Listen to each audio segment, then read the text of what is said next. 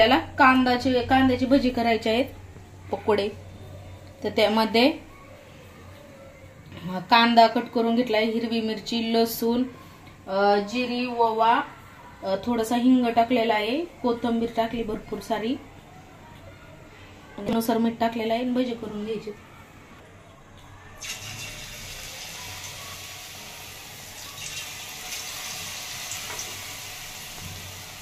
तेल छान गरम झालेलं आहे. तर आता हे भजी करून घेते.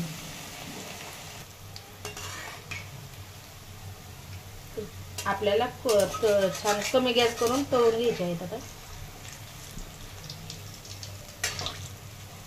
नाही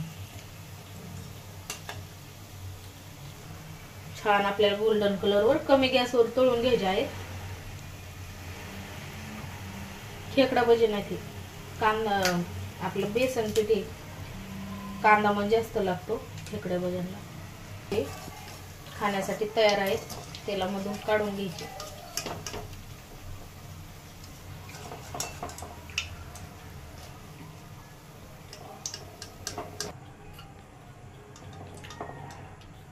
तयार झालेले आहेत खाण्यासाठी आपले पकोडे. वाटला नक्की सांगा, लाईक करा, सबस्क्राईब करा आवडले असेल तर.